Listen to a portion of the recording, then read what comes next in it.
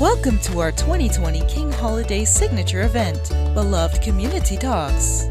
Thank you for joining us for these courageous conversations as we explore systemic racism and the actions required to end it. We invite you to share this live stream event on your social media platforms. Our moderator for tonight's courageous conversations, Jamil Smith, senior writer, Rolling Stone magazine. Our second conversation, A Decade of Change and Disruption, will demonstrate how to use your voice and influence to amplify social issues and dismantle systems that perpetuate injustice. Our guest, Takeo Spikes, creator behind the mask, retired NFL linebacker. Anquan Boldin, co-founder, Players Coalition, retired NFL player. So without further ado, let's pivot into our second talk. With me, I have former NFL veterans and current activists, Anquan Boldin and Takeo Spikes.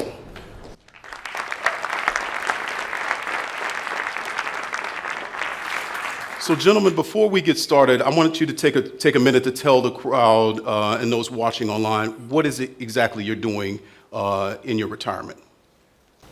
Myself is just fighting for equality right here in Atlanta.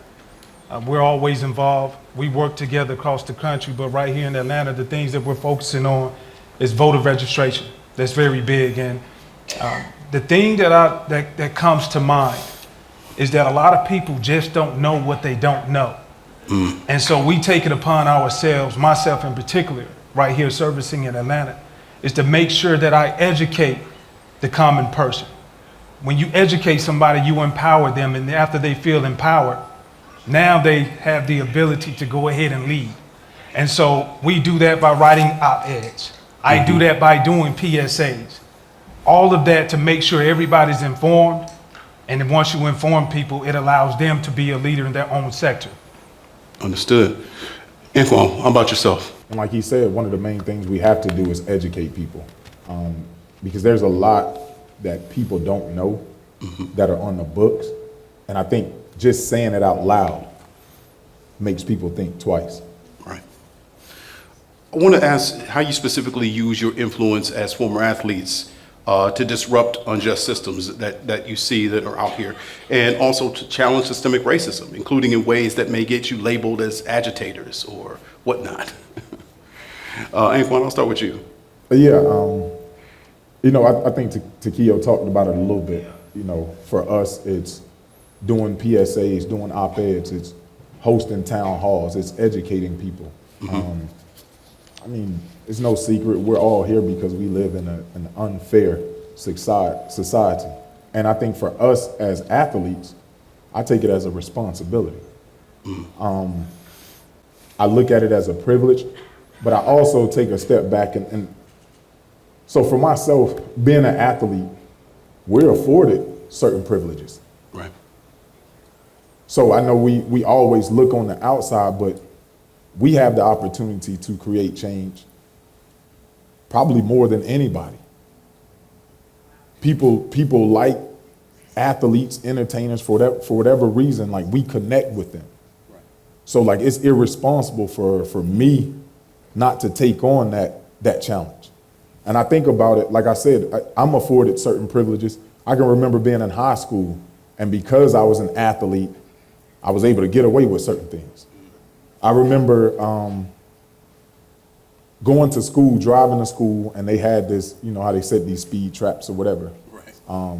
So there was a couple teachers who actually got ticketed. And where I'm from, it's predominantly black, 95% black, whatever. So some of the teachers got caught up in this little sting, Oh, okay. Right, so here I come behind them, and I'm over the speed limit as well in the school zone, and I get pulled over. Right.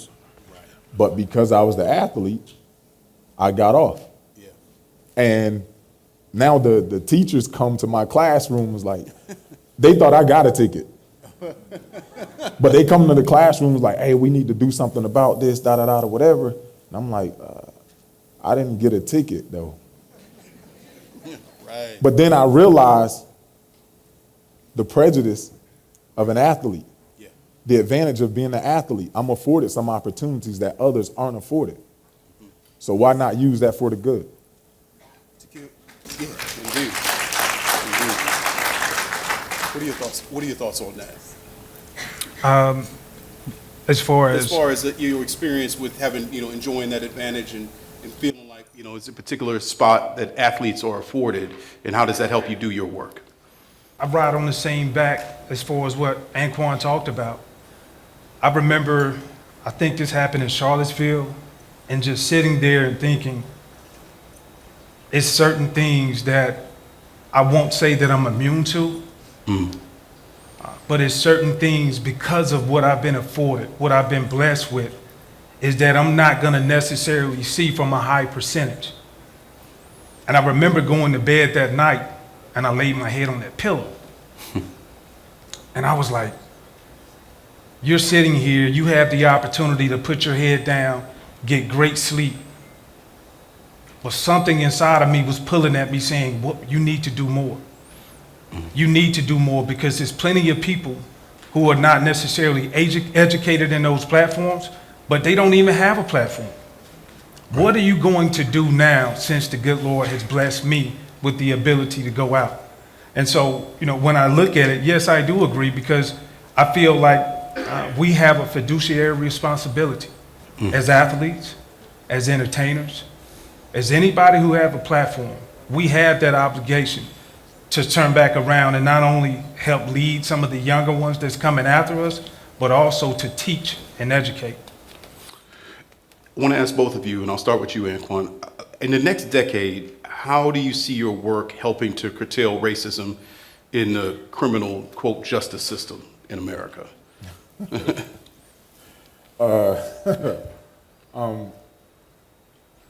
Hopefully we make an impact.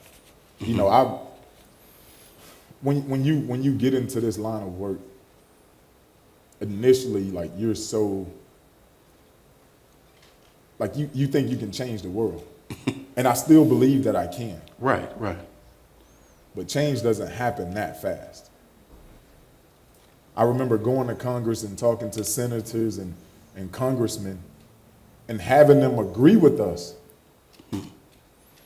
And in the back of my mind, I'm like, well, if you agree, why not just pass a law that says what you feel?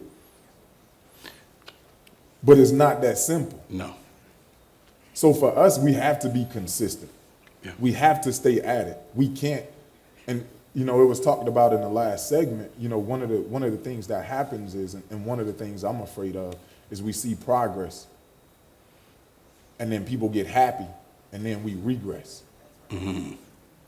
Like, cause you even see it in the NFL, like, for at one point you had black coaches getting hired. Right. You had black GMs getting hired. And then everybody's happy. And then you turn around 5-6 years later, and then it's like, well, where did everybody go? Right. Yeah. And it's because we got happy with, the change that did happen, that did take place, but we forgot to continue to fight. People forget that it was 13 years ago that we had two black coaches coaching against one another in the Super Bowl. We had Mike Tomlin getting hired. We had Jerry Reese getting hired as GM of the Giants. He went on to win Super Bowls. And yet none of that forced any change, any systemic change. Why do you think that is in the NFL? Now, I have my own thoughts on this, but given your experience, why do you think that that culture persists? I think the culture persists. I mean, you look who runs the league. Exactly. Yeah. They don't look like you and I. They're not brown and black people, not even a few. It goes back to the Rooney Rule. We talk about in 2003, the Rooney Rule was it was put in place similar to affirmative action, but the Rooney Rule, because it's a private entity, the NFL, you're not going to get the penalties from the affirmative action. But when it was installed in 2003, we had 3 minorities as head coaches. Mm-hmm. Now we look back, over 15 years later, and we still in the same position. Right. 3 coaches. So it's not by accident why we are here or why we're in that position. It's because the lack of, or the negligence of not giving the opportunity to people who are qualified that look like you and I. And I'll say this. I don't think we hold enough positions of power, right? So like, and you talk about that being in the NFL, and for me, it's not even the fact of having a black face in power. Right. It's having the right heart. Because I've seen some communities with black faces in power, and they've devastated the community. Yeah. So we have to be careful about just getting a black face in positions of power and make sure we get the right heart there. Right. And to that point, I think that, diversity has been presented as this panacea, this end all be all solution for racial animus or racial injustice. It does play a role, though. What part do you feel that exclusion and lack of diversity play in injustice, and how can we focus on those things while also realizing that diversity and inclusion by themselves don't equal justice? Okay, I'll let you, whomever wants to start. Yeah, that's fine. You talked about diversity and inclusion. Yeah. A good friend of mine, he preaches this all the time. Diversity is a fact. Inclusion is a choice. And, when you talk about systemic oppression, as the ladies, they were up here on the panel before us,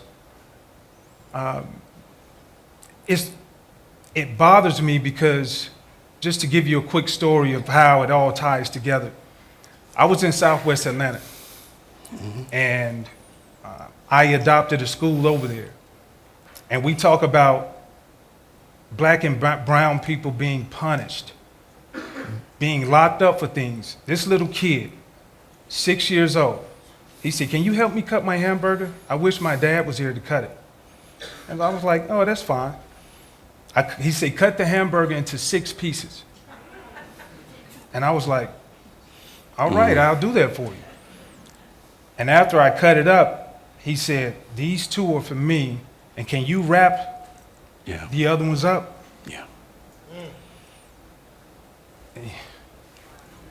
Yeah. I remember covering I did a story of in San Francisco City High School District, and I was covering their city championship. And it was supposed to be a fun piece for when I was during my days at NFL Films. And I ended up having a really stark conversation with one of the coaches about how he has to feed his players. That his players come to practice malnourished because either they don't have food at home or, the school lunches are insufficient. And yet we see now, federal government trying to walk back the nutrition guidelines. How vital are those little things in terms of the overall strategy to fight racial injustice? I think it's very vital. But that's why I think the inclusion part is important. So I think about it like this. So you think about the majority of the people that are in positions of power, in positions to create change. They don't deal with a lot of the stuff that we deal with. So, and I go back to the NFL, right? Yeah. So you have all of the owners of billionaires. You have 32 billionaires, right? But they have no idea or no clue where I come from. They don't deal with the things that I deal with on a daily basis. Right. Their families don't deal with the same things that my family deal with. So it's hard for them to connect with me. So if I go to one of them and I tell them about something that's affecting me, they have no context. These people don't even go to the airport. Right. Like, no, seriously. No, think about that, though. It's a real thing. So it's tough to kind of try to change the mindset of somebody who has no context of what you're talking about. Like they don't go to a drive-through. Right. They don't deal with what we deal with on a daily basis. So for us to go to them and to think they have a clue as to what we're talking about, I mean, that's absurd. Right. And to think that, that to say that they don't even have experience with those kinds of daily issues, let alone the fear that comes with being in this body. Right. No matter how much you're paid, no matter what uniform you're wearing. And so to get, how do then we bridge that gap? Do we say, look, we just don't look to these people for help and we have to look elsewhere? Is there any way to reach these people? I think there is a way. I mean, and I think we've saw it, especially in the Players Coalition. Conversation can never stop. Mm-hmm. And you have to try to bring them along to experience what you are experiencing. So take, for example, in Massachusetts, we got this bill passed, raise the age.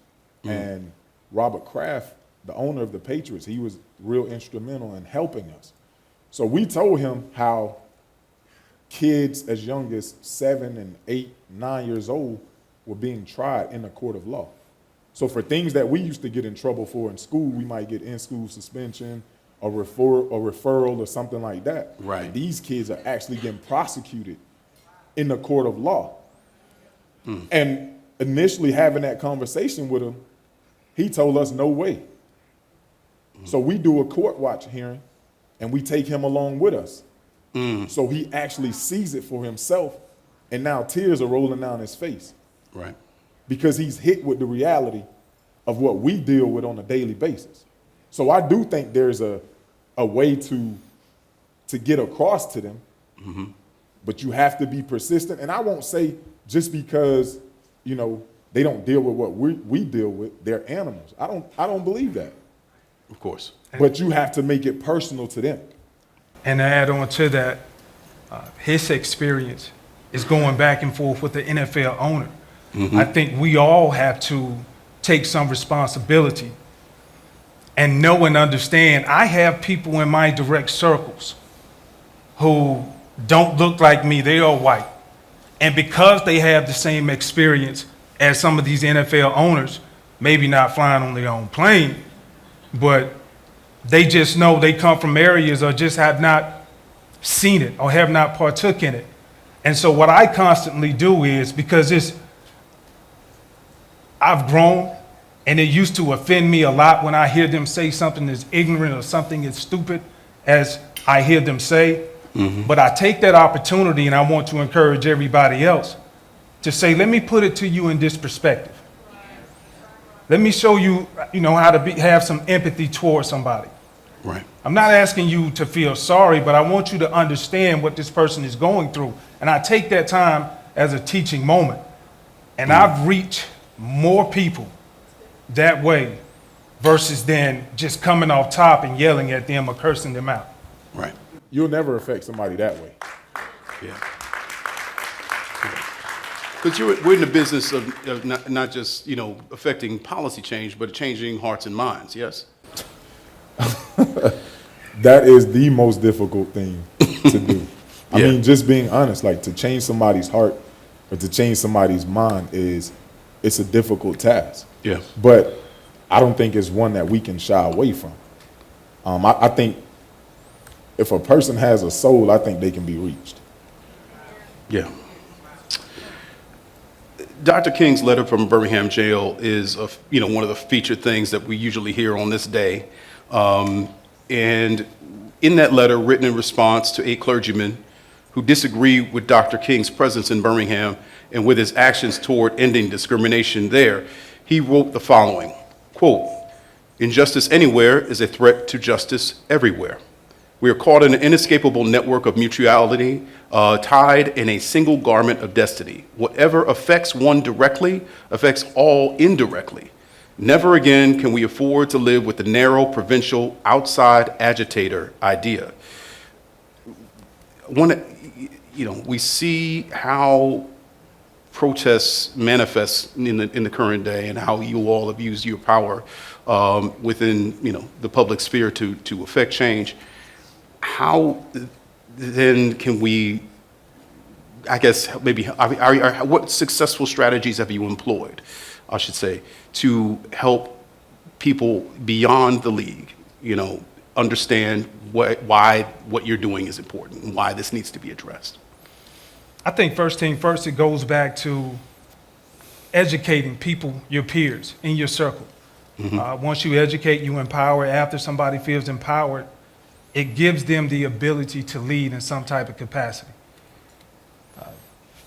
To me, I think main thing, first thing first, is when you really want to try to affect change, you have to continue to harp and show people by what you do on a consistent basis, holding these elected officials accountable. Reminding people that they're not untouchable. We voted them in, or maybe you didn't vote him in, but if you want it to change, now you have the opportunity to vote him again. So just reminding people from that simple aspect, this is democracy where we live. Right. And if you don't believe in it, we'll continue seeing the same hamster running on the wheel like we have right now. I want to ask you specifically with regard to your voter suppression work, how kind of responsiveness have you gotten within Georgia? Because we know the kind of problems that have existed here in this state.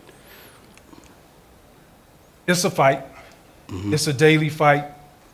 And I keep going back to this, and I do not want to be cliche, but you have to inform people and let them know, because some people who haven't voted, they either have one of two approaches.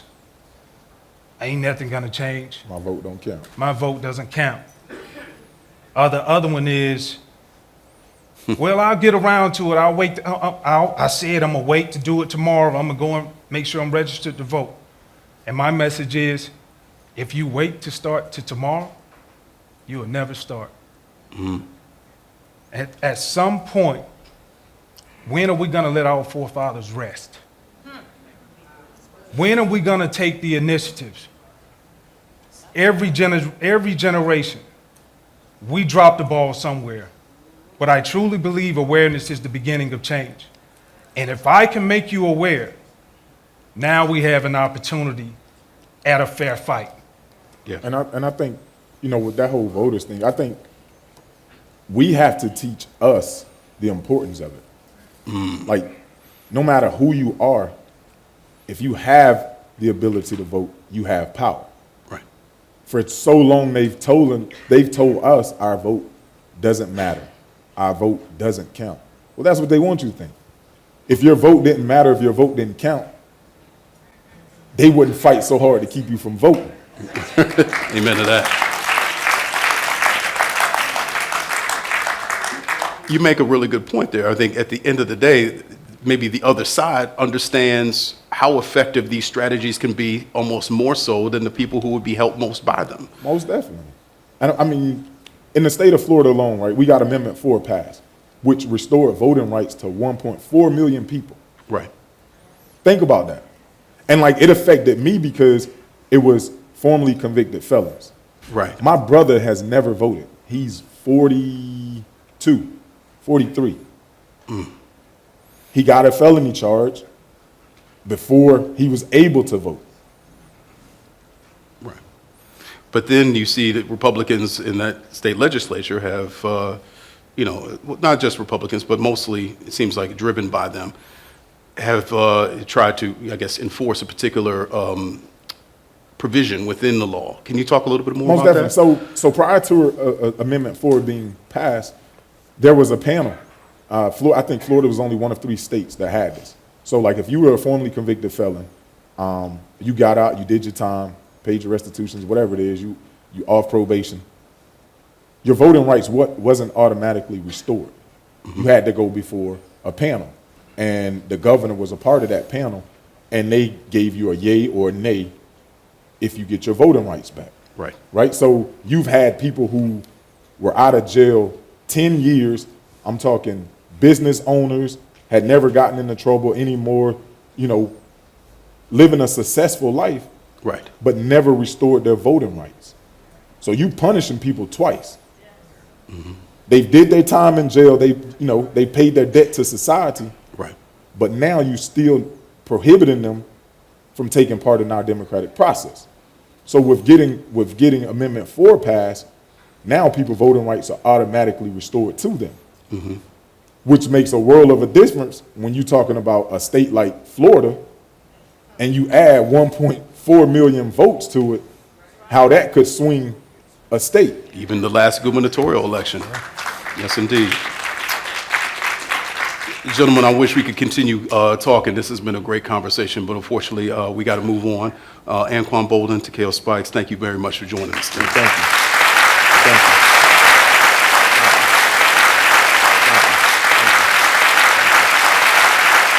Back to our watch party. Charles, what do you have? Is that these athletes in some respects have privilege that others don't have, but they also have the burden that others don't have as well because of their position. Tamika, you've been in the sports industry for over 20 years. What have you seen in terms of dealing with athletes and how they respond to some of these issues? Well, first I want to say I'm a huge fan of the two guys that were on stage. Anquan has been working with underprivileged children for his whole career. Takeo, not this past election before, I saw photos of him walking elderly into the polls on his personal time. And, the challenge for me, people don't understand the schedule these guys live. For 6 months of the year, they have 1 day off a week. So they work 6 out of 7 days. And on that 7th day, which is Tuesday, they're typically out in the community giving back. So as a society, I think it bothers me that so much of the burden is put on them. And when I look at them, they're doing incredible work. But then when I look at each of us, we all have platforms and we all have circles. And as a kid, I was taught that I was the only Jesus that some people would ever meet. And I think that view of, I'm the only person that will be able to reach certain people. And if I don't reach them, there's no one else who can. And so instead of putting all the pressure on Anquan or Takeo and all the great work that they're doing, I think we need to look at ourselves and what are we doing with the platforms that each of us have. But Randall, let me ask you, haven't we looked to our athletes as kind of those heroes who could lead us that way? If you think about Ali, you think of Arthur Ashe, even you think of what LeBron is doing. That seems to be what our community kind of looks for in terms of those people. We do and we have, but I think to Tamika's point, I think we also have to search ourselves and say, what can we have impact? I know for myself, as fire chief in this great city, I live this juxtaposition every day. Yeah. I serve citizens who live in homes where the setback is so great it's hard to see the house from the street. But yet I also serve citizens who may have a family of 6 living in a 1-bedroom. To make it even worse, I step over people who have slept outside all night just to get to my building. So I have to search myself as fire chief and say, how can I make a difference? And not depend so much on these athletes who are clearly trying to make a difference in their sphere of influence. Yeah, look, I agree. I think, we need to start looking at putting the human in humanity, right, at the end of the day. And so this is a community issue that we have to look at. It's not certain individuals, it's all of us. And to what you were saying earlier before, what are we doing in our respective circles? How are we having the conversations? Anquan mentioned earlier that, we have these conversations, we make success, and we see change and we're happy with it, and then all of a sudden we kind of flatten out and we forget about it, and we look 15 years later and the progress isn't where it needs to be. So I think that's what we need to look at, that don't, sit on your laurels and say, yeah, we got a couple wins only to be where we're supposed to be in the beginning, right? We need to keep pushing forward, and that conversation comes from each and every one of us in our circles. The ownership's on us as community people in our towns. Yeah, something I heard recently was that we all have an opportunity every moment of every day to be a force for good in the world.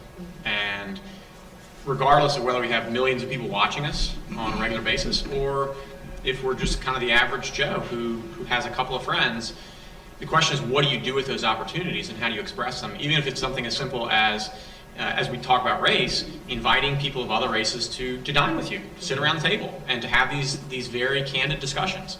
And every one of us can have a profound impact, even if it's just in the life of one person, and that compounds dramatically. Yeah, and I think the comment about awareness is just the beginning of understanding. I think that, lends itself to what you just said about inviting people to the table. But also, I think we also have to remember that there's a difference between charity and change. And I think when we get to a certain status, when we get to a certain level, we're comfortable with that charity. We're comfortable with sending a case of water or giving clothes to somebody, but that isn't the real change when you can really affect that. And I think that goes for athletes, as leaders, as people in the community. We all have to remember there's a difference between the two. Well, yeah, how are you providing access to marginalized communities if you are in a position where you actually can provide that access? But I don't want us to skirt over the issue, though. I think we should encourage our athletes to be voices. Absolutely. Yeah. Because one of the things that we've heard in this community is that some people don't want our athletes to be voices, they just want them to play. But the reality is that we have so many people who may not listen to us or we may not have spheres with, but they have a platform. If they don't use that platform, then we're missing an opportunity. Like earlier today, the keynote speaker said, where are the prophets? I'm asking the question, where are the Alis out there? Where are the Arthur Ashers out there who are pushing the envelope and moving the conversation forward and maybe putting it in circles that we can't have access to? Look, Charles, I would say every individual has a gift. Everyone sitting out in that audience today, you have a gift. It's how you use that gift to solve the problem. Yeah. And I think that's what we need to look at. Yeah. Absolutely. Yeah, and sometimes we get really overwhelmed. I think we've had discussions before about the whole and the systemic issues, and we don't make progress because we get so just bogged down in where to start. And I think the quote of "do for one what you wish you could do for all." Yeah. I think if you take that mindset to this cause, whether it's do for one issue, do for one person, have one conversation, I think progress, the fear of starting is our biggest hurdle a lot of times, and it's not all the other things we come up with in our heads. Yeah. Yeah, absolutely. And I love how the athletes today, a lot of them are taking the steps to, whether it's on the court or on the field, to show that. But again, we all have to come together and do our part, because systemic racism and all of the systems that combine, we all have a part in that. I mean, we all have to continue to break it. So maybe they have the platform to say it. We have to help them with the work. I like that. We really do, because yes, the professional athletes do have a platform, a huge platform, but all of these kids are not born with size, speed, and talent, but they can still make it in this world. Right. Yeah, I mean, think about the conversation that we all had a couple months ago about see better and do better. And the more that the children in our communities are aware that there are opportunities out there, even if they are not a great athlete, for them to succeed and to really make a profound impact in the world, then the better off we'll all be. And it's just a question of how you take advantage of those, and how do you demonstrate to those same kids that they have these opportunities. They also raised another point about the fact that they're playing, but most of the time the owners don't look like them. What do you think the players could do? If we had an opportunity to talk to players, what would we tell them and encourage them to do in terms of their ownership? Not just to hire more coaches, but how to change the dynamic, change the conversation that's going on in most of these leagues. So look, I think it all goes back to being honest with one another, right? I don't think we should create a perception of, well, these people have to be here for this reason, or they have to be here, or that person has to be here, because it goes back to what Anquan said: make sure you have the right heart, not just the face. Like that. And I think when we start using the chess piece to put faces where we think they should be, we miss the heart piece. And I think the area we need to focus on is where are the right hearts in the right place. Yeah, he did make a good point. Just because people look like them don't mean that they have the right heart. Exactly. And so we don't want to have tokenism. We want to have actual change. Absolutely. But I also wouldn't put all that pressure on the person that might look like them, because we talk about even challenges within our city, right? We've had, the mayor has been Black for a number of years, but there's still problems in place that even the systemic issues and the systematic things that are there, like one person can't change that. And that's where I think the collective is really important. Even if you have one leader, sometimes the dynamic is such that it's still going to take a group. Yeah, but I think their point is that just because someone looks like them, they do have a responsibility. And if they abdicate that responsibility by getting something for themselves, they miss out. Yes, right. And within our community, that is something that is taught, that you have a responsibility not for your own, but you have a responsibility for the collective community. That's right. Because you might be the only one. That's correct. And if you mess it up, you mess it up for a whole lot of people. That's correct. Yeah. That's correct. And I think the other key point that was brought up earlier too is look at it from the other person's point of view. So when you're having dialogue and conversations, so it's one thing to say, okay, this is what, like you're standing on behalf of a community saying this is what we need to do. But what is it from the other side that you need to understand? A lot of times it's difficult to deal with racism when someone's coming at you. But if you try to understand their point of view, you don't have to agree. I'm not saying you say, okay, this is allowable, but if you understand where they're coming from, then you can have a dialogue. And not a dialogue where there's really two monologues where people are just going at it with each other, but a dialogue of what is this person coming from? What are they trying to say? Look at it from the other lens. I think that's what Takio had said earlier, and I think that's where we start having real conversations. Yeah, to that point, and it's been brought up a couple times in these conversations about fear and just the power of fear. And how do you get past that initial emotional reaction, which we know activates so much more quickly than if you're being thoughtful about it, and just how do you push through it and train yourself effectively to take the right reaction and to be as empathetic as you can in those situations. Hey, great discussion, guys, but I think we have to get back. Jamil is actually with our friend, Dr. Bernice King, so we want to send it back to you, and we'll continue our discussion about what's going on here in America. Thank you. Thank you for joining Beloved Community Talks. We hope you were inspired by these courageous conversations. The King Center and our partners at Civic Dinners invite you to join us in bridging the racial divide in our nation by hosting your own courageous conversation. Help us reach our goal of 1,000 conversations across the nation. To learn more, visit us on the web at belovedcommunitytalks.org. This Beloved Community Talks is made possible by our sponsors, Procter & Gamble and the NFL. Together, we can bridge the racial divide to build Dr. King's dream of the beloved community. Join the King Center and our partners, Civic Dinners, to learn how to host your own beloved community talks in your very own communities.